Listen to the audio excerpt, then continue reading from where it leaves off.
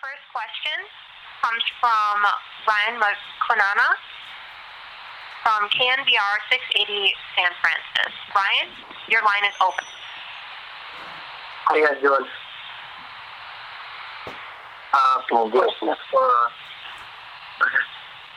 Questions for Andre.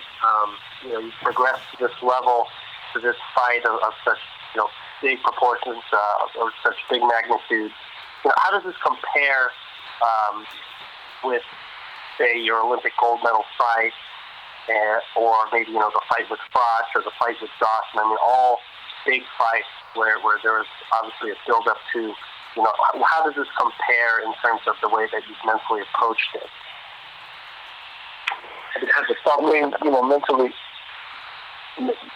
Mentally, it's honestly the same to me.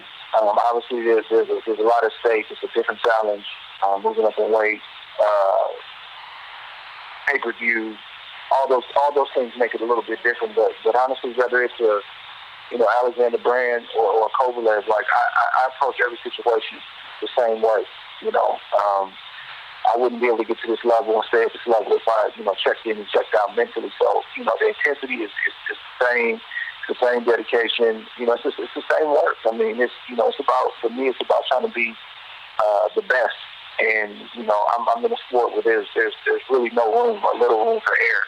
And I understand that every time I step in the ring. So that makes me prepare accordingly. And I guess I have one more question. This one's for you, Andre, or Virgil.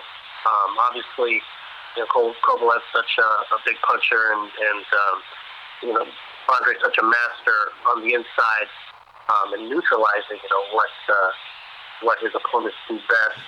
I mean, can you kind of compare what you've seen in the tape, or obviously watching Kovalev live compared with other big punchers that Andre's been able to neutralize in the past?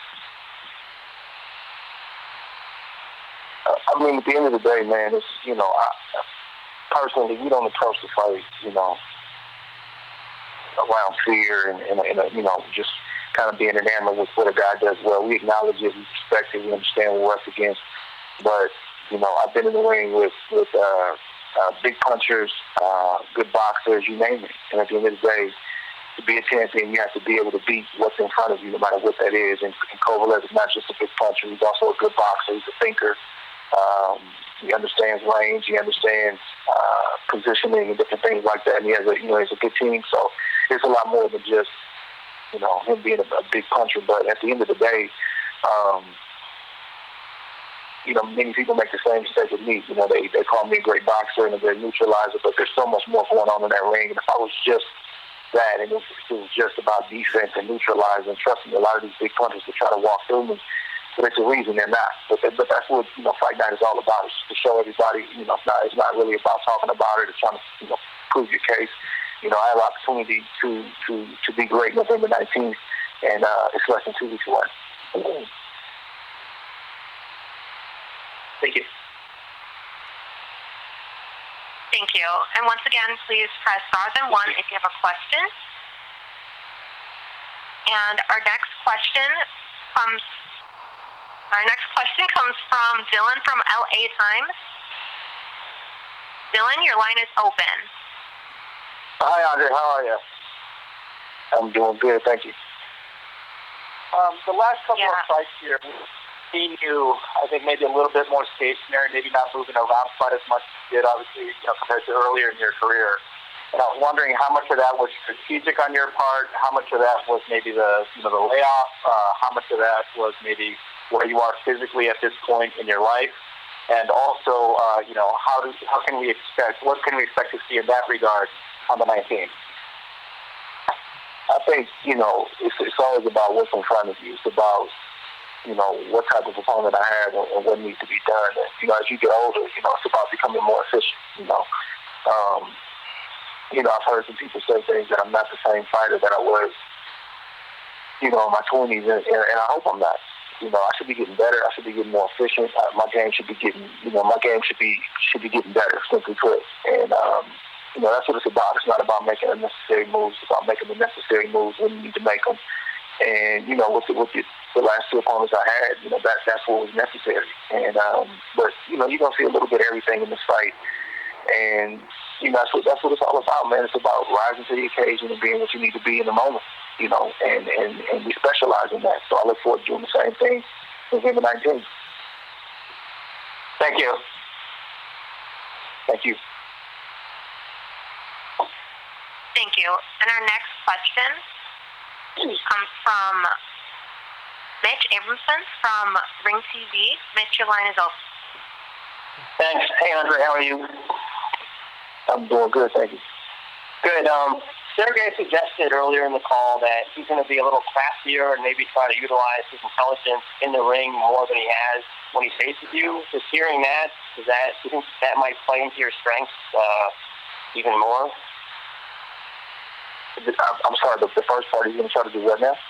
Yeah, I mean, Sergey was talking about it in the other part of the call about how when he faces you, he might try to be a little bit more craftier, maybe a little smarter, more patient than he has in the past, because he is facing someone like yourself who has a high boxing IQ and is, a very crafty fighter. Do you think that if Sergey tries to fight you like that, that might be playing into your strength? It's tough to say. I mean, he's already a good boxer. So, it's not that he's he's not a brawler who doesn't think. He thinks in there. So, you guys got to realize, though, the fight has already started between our two sides and our two camps. So, I don't put too much stock in that. It's a lot being said. It's chess moves being played, and we don't get caught up. And I'm talking just me specifically if I can't about what they say. They know we're going to read and listen to those things. So, that could be bait or whatever the case may be. But at the end of the day, we're ready for whatever he brings, and that's the key. However he wants to bring it, we got our game plan, and it's about, making constant adjustments, and it's going to be ebbs and flows, and it's going to boil down to who wants it the most. That's what's going to boil down.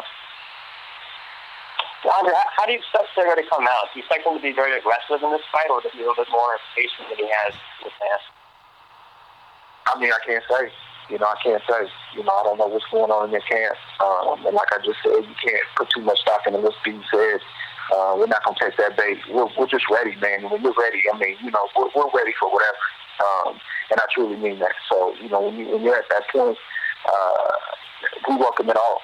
There's nothing that I'm, overly concerned about or hoping that he doesn't do. I mean, at the end of the day, I know I sound like a broken record, but you gotta find ways to make adjustments to get the job done in these big moments. I mean, that's what's gonna separate the guy who gets his hand raised and the guy who doesn't. So we've been working on everything. Mentally, I'm prepared for whatever he brings, and I'm sure he's prepared too.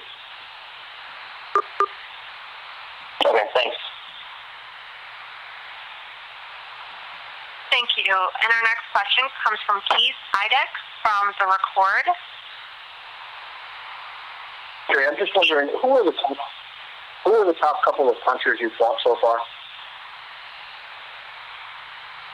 Who are the top couple punchers? Yes.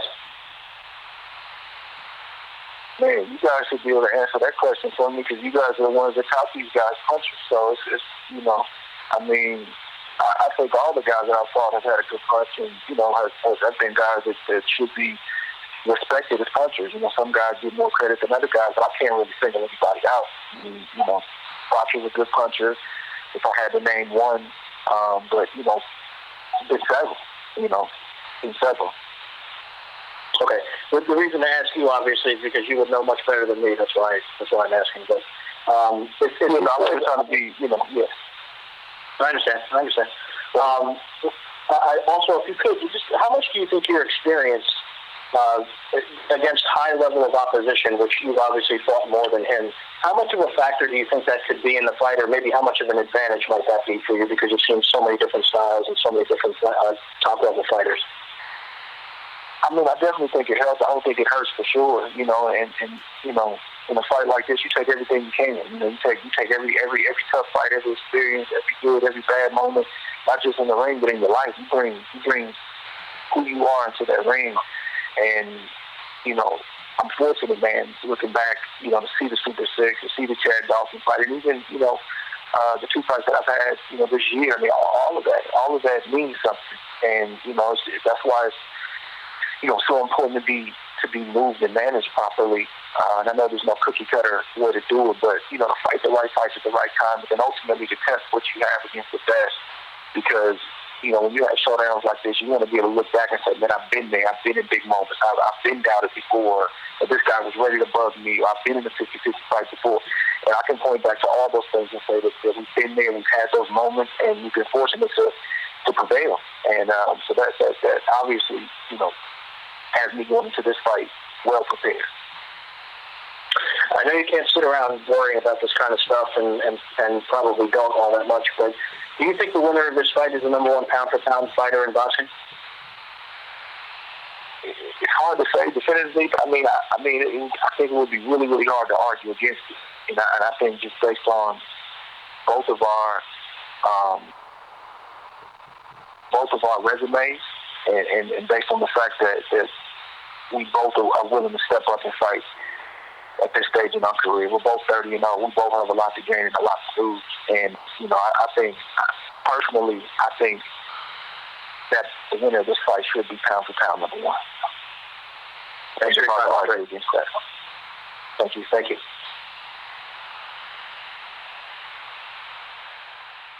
Thank you.